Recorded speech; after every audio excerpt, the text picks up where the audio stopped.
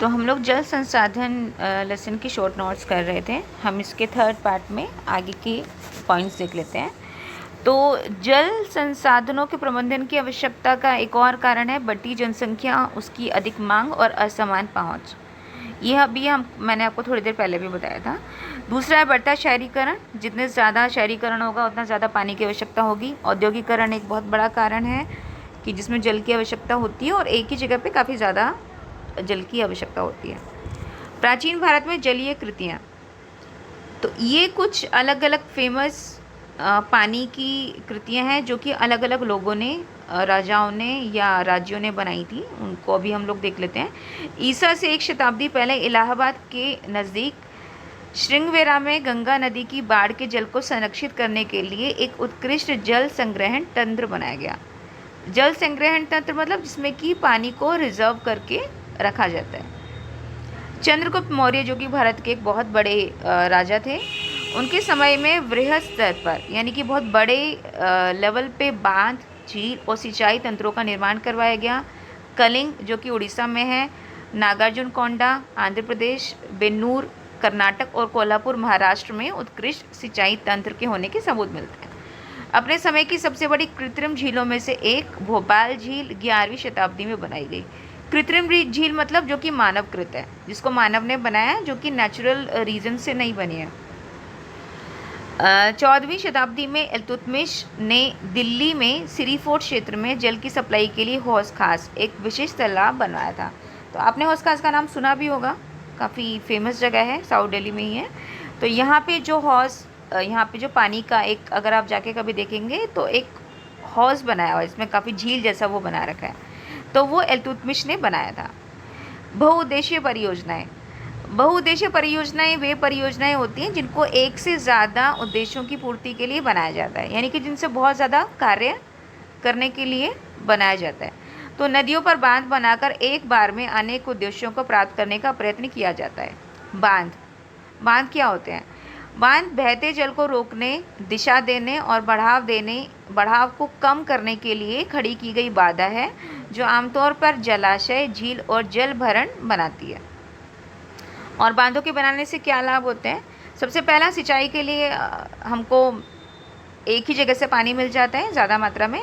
विद्युत उत्पादन इससे हो सकता है। घरेलू और औद्योगिक आवश्यकता हेतु जलापूर्ति इससे हो सकती है।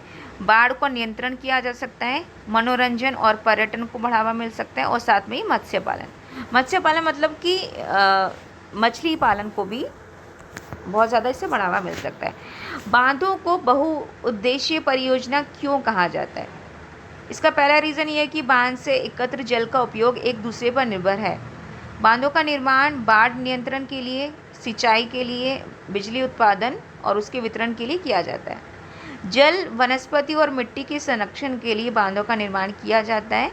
ये पर्यटन को भी बढ़ावा देने में मदद करती है, क्योंकि आपने देखा होगा कि जितनी भी झील होती है उसके किनारे लोग बहुत घूमने जाते हैं, नदियों के किनारे बहुत घूमने जाते हैं। तो इससे क्या होता है, वहाँ के पर्यटन को, वहाँ के टूरिज़्म को बहुत बढ़ावा मिलता है। और बाढ़ वगैरह आती है तो अगर हम नदी के पानी को बाढ़ में कन्वर्ट होने से रोक देते हैं, यानी कि एक जगह जमा कर देते हैं, तो इससे क्या होता है, बाढ़ ज़्यादा बड़े लेवल पे नुकसान नहीं करती है। तो उसके पानी को बाढ़ में तब्दील होने से रोककर उसका एक जगह इकट्ठा कर लिया जाता है, फिर उससे और अलग अलग कार्य किए जाते हैं। जैसे सिंचाई के लिए पानी उपलब्ध करवाया जाता है या बिजली बनाई जाती है, इस तरीके के कार्य बांध से हम लोग करवा सकते हैं। जवाहरलाल नेहरू ने बांधों को आधुनिक भारत के मंदिर क्यों कहा है? उन्होंने इसलिए कहा है क्योंकि बांधों से हमको अनेक लाभ होते हैं, ये विकास में योगदान करते हैं, इसीलिए नेहरू जी ने इन्हें आधुनिक भारत के मंदिर कहा। भारत में बहुउद्देशीय परियोजनाएं, तो स्वतंत्रता के बाद उन्हें एकीकृत जल संसाधन प्रबंधन दृष्टिकोण से लॉन्च किया गया। जवाहरलाल नेहरू ने बांधों को गर्व से आधुनिक भारत के मंदिरों के रूप में घोषित किया। ये कृषि और ग्राम अर्थव्यवस्था के विकास को तेजी से औद्योगिकरण और शहरी अर्थव्यवस्था के विकास के साथ एकीकृत करेगा। एकीकृत करने का मतलब है एक करना। और बहुउद्देशीय नदी घाटी परियोजना, ये आपको अभी बताया ही है क्या होता है। तो इनके उद्देश्य ये फिर से दे दिए गए हैं। जल उत्पादन होता है, जल विद्युत उत्पादन किया जाता है, सिंचाई की जाती है, घरेलू और औद्योगिक जल आपूर्ति, नौ चालन और पर्यटन, बाढ़ नियंत्रण, मछली पालन। तो इनके लाभ फिर से दिए गए हैं और कुछ इसके नेगेटिव रिजल्ट्स भी होते हैं जब हम नदियों पर बांध बनाते हैं और या बहुउद्देशीय नदी परियोजनाएं बनाते हैं, तो क्या क्या कुछ नुकसान भी हो सकते हैं। पहला होता है कि नदी के प्राकृतिक प्रभाव को प्रवाहित करते हैं और जलाशय के अत्यधिक अवसादन एकत्र होता है। तो एक्चुअली होता है क्या, जब भी बांध बनाए जाते हैं तो हम क्या करते हैं, जो नदी जिस नेचुरल तरीके से बह रही होती है हम उसको आर्टिफिशियली रोकते हैं। तो जब भी हम प्रकृति के कार्य में बाधा लाते हैं तो उसके बहुत सारे नुकसान भी होते हैं। सेम यही नदी के साथ में भी होता है, क्योंकि एक तो बाढ़ जब आती है तो उससे क्या होता है, वो ज़मीन को बहुत उपजाऊ बना देती है, क्योंकि नदियाँ अपने साथ में बहुत ज़्यादा उपजाऊ मिट्टी और बाकी सारी चीज़ें लेके आती है।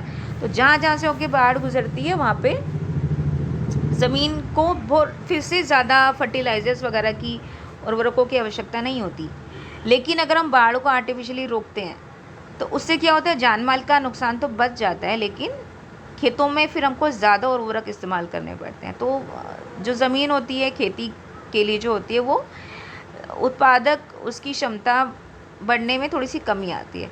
दूसरा क्या होता है कि जब भी बाढ़ों के पानी नदी के पानी को रोका जाएगा तो नदी तो अपने साथ में चीज़ें लेकर ही आएगी, तो वो क्या करती है, सारी चीज़ें जब नदी को रोकेंगे तो वहीं इकट्ठा हो जाती है। इससे क्या होता है, पत्थर है, मिट्टी है, वो सब जहाँ पर बांध बना है वहाँ पे इकट्ठा हो जाता है। दूसरा, इससे नदी के जलीय जीवन की नकारात्मक तरीके से इसको प्रभावित किया जाता है, क्योंकि नदी के अंदर भी बहुत सारे वाटर एनिमल्स होते हैं, डॉल्फिन्स होती हैं, फिशेस होती हैं, क्रोकोडाइल्स होते हैं, काफ़ी होते हैं। तो जब नदी अपने प्राकृतिक रूप में बह रही होती है तो इनका जीवन भी प्राकृतिक रूप से चलता है, पर जब इस पानी को रोक दिया जाता है तो ये लोग भी काफ़ी डिस्टर्ब होते हैं, कई बार इनका डेथ भी हो जाता है, क्योंकि ये अपने नेचुरल तरीके से नहीं जी पाते हैं।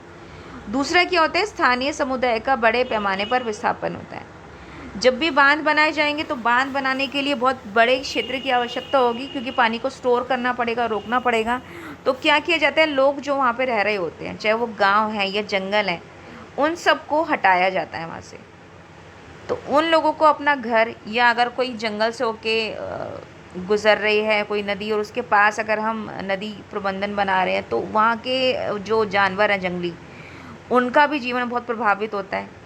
तो ये बहुत बड़ा नुकसान होता है। अगला क्या होता है कि बाढ़ के मैदान पर बनाए गए जलाशय मौजूद वनस्पति को डुबो देते हैं, क्योंकि पानी तो फैलेगा ही, और उससे क्या होता है कि वनस्पति वहाँ की ख़राब हो जाती है, और जो मिट्टी को रोकने वाली वनस्पति होती है, पेड़ पौधे होते हैं, वो सब मिट्टी का क्षरण करते हैं, यानी कि मिट्टी वहाँ से हटने लगती है। नर्मदा बचाओ आंदोलन।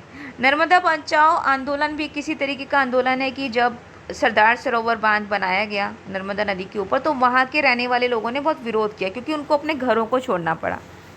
तो आंदोलन गैर सरकारी संगठन एनजीओ द्वारा संचालित किया गया, क्योंकि काफ़ी सारी जनजातियाँ थी जिनको अपने जो जंगलों में रहती थी, और उन्होंने उनके जानवर भी वहीं थे, तो उन सबको अपना जगह छोड़ के नई जगह रहने को मजबूर किया गया। तो काफ़ी लोगों ने इसका विरोध किया, जिसमें कि किसान थे, जनजातीय लोग थे, पर्यावरणविद थे और मानवाधिकार कार्यकर्ता आदि थे। आरंभ में यह आंदोलन जंगलों के बांध के पानी को डूबने के मुद्दे पर केंद्रित था। बाद में इसका लक्ष्य विस्थापितों का पुनर्वास करना हो गया, मतलब कि जो भी जिनको भी अपना घर छोड़ के जाना पड़ा, उनको नई जगह रहने के लिए भी उन्होंने सरकार से मांग की कि हमको नए ठीक जगह पर घर दिए जाएं। भूमिगत जल। तो भूमिगत जल क्या होता है, मृदा के नीचे बिछे हुए शैल, आसरण छिद्रों और परतों में एकत्रित होने वाला जल होता है।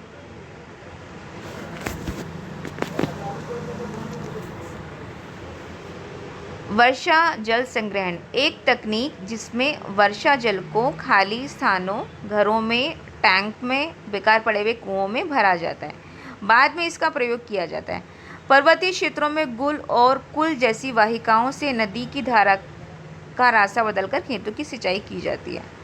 राजस्थान में पीने का पानी जल एकत्रित करने के लिए वर्षा जल संग्रहण एक आम तकनीक है। अब इस तकनीक को कई जगह अपनाया जाता है, शहरों में भी इसको कई जगह कंपलसरी भी कर दिया गया है कि आप छत पर पानी एकत्रित कीजिए और उसको ज़मीन में जमा करने के लिए उसके लिए पाइप या कोई भी तरीका अपनाइए। और सरकार इसके लिए काफ़ी ज़्यादा सब्सिडी और उसके लिए प्रोत्साहन भी देती है और अलग अलग स्कीम्स चलाती है। वर्षा जल संचयन की विधियाँ, तो क्या क्या विधियाँ हो सकती हैं? पहला, पहाड़ी क्षेत्रों में लोगों ने कृषि के लिए गुल और कुल जैसी वाहिकाएँ बनाई हैं। लोगों ने पश्चिमी हिमालय में गुल और कुल जैसी वाहिकाएँ बनाई। पश्चिम बंगाल में बाढ़ के दौरान बाढ़ जल वाहिकाएँ बनाते हैं। राजस्थान के शुष्क और अर्ध शुष्क क्षेत्रों में कृषि क्षेत्रों को बरसाती भंडारण संरचनाओं में परिवर्तित किया गया। शुष्क और अर्ध शुष्क क्षेत्रों में वर्षा जल एकत्रित करने के लिए गड्ढों का निर्माण, छत पर जल वर्षा संचयन, बीकानेर, फलौदी और बाड़मेर, ये तीनों जगह राजस्थान में है। यहाँ पर पीने के लिए भूमिगत टैंक या टंका का निर्माण किया गया। मेघालय में बांस की ड्रिप सिंचाई प्रणाली को अपनाया जाता है। ताज़े पानी के स्रोत, तो कहाँ कहाँ से हमको ताज़ा पानी यानी कि मीठा पानी मिलता है? सबसे पहला मिलता है हमको वर्षा से, दूसरा सतह जल से, नदियों झीलों आदि से, तीसरा हमको मिलता है भूजल से, जो भूमि में संग्रहित जल होता है जो कि बारिश से रिचार्ज हो जाता है। अब बांस ड्रिप सिंचाई प्रणाली क्या होती है? तो नदियों और झरनों के जल को बांस से बने पाइपों द्वारा एकत्रित करके सिंचाई करना बांस ड्रिप सिंचाई कहलाता है। प्राचीन भारत में जल संरक्षण, पहली शताब्दी ईसा पूर्व में इलाहाबाद में परिष्कृत जल संचयन प्रणाली थी। अच्छा, ये सारी चीज़ें हमने देख ली हैं, दोबारा से रिपीटेड है, तो आप इसको देख लीजिएगा फिर से। टंका क्या होता है? तो इसको टंका या टांका दोनों ही कहते हैं। टांका में वर्षा जल अगली वर्षा ऋतु तक संग्रहित किया जा सकता है। इसे जल की कमी वाली ग्रीष्म ऋतु तक पीने के जल को उपलब्ध कराने वाला जल स्रोत बनाता है। पालर पानी, वर्षा का पानी जो भूमिगत टैंकों में जमा होता है पीने योग्य पानी है, इसे पालर पानी भी कहा जाता है। और पालर पानी राजस्थान के जो शुष्क क्षेत्र हैं, जो रेगिस्तानी क्षेत्र हैं या जहाँ पर पानी की कमी है, वहाँ पे इसका क्या महत्व है? ये पेयजल का मुख्य स्रोत है। जब अन्य सभी स्रोत सूख गए हों, इसे पेयजल का शुद्धतम रूप माना जाता है। गर्मियों में ये टैंक भूमिगत कमरों और उनसे जुड़े कमरों को ठंडा और साफ रखते हैं। तो भारत में जल का अभाव बढ़ने के क्या क्या कारण हैं? सबसे पहला है कि भारत मानसूनी जलवायु का देश है। मानसून का ही हमको इंतज़ार करना पड़ता है। एक मौसम है बारिश का, जिस समय बारिश होती है और बाकी समय नहीं होती है। तो हमारा देश की जो खेती है ज़्यादातर वो वर्षा पर ही आधारित है, तो हमको मानसून का इंतज़ार करना पड़ता है। कई बार क्या होता है, मानसून असफल हो जाता है, यानी कि लेट हो जाता है या बहुत ही कम बारिश हुई, तो उस वजह से क्या होता है, जल की कमी बढ़ जाती है। और सिंचाई के जल की मांग में तीव्र वृद्धि, तो सिंचाई के लिए तो पानी हमको हमेशा हर साल ज़्यादा ही बल्कि चाहिए होता है। तो अगर मानसून में थोड़ी सी भी गड़बड़ी हो गई या वो लेट हो गया या कम वर्षा हुई तो उससे पानी की प्रॉब्लम हो जाती है।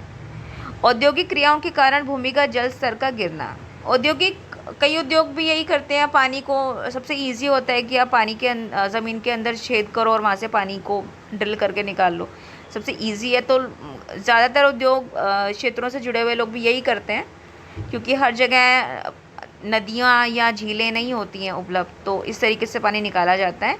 तो इससे क्या होता है, जो वाटर लेवल है, अंडरग्राउंड वाटर लेवल, वो नीचे गिरता जाता है।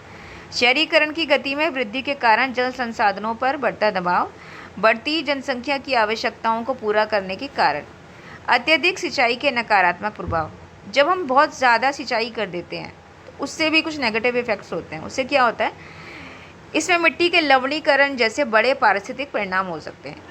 यानी कि जब हम ज़्यादा सिंचाई कर देते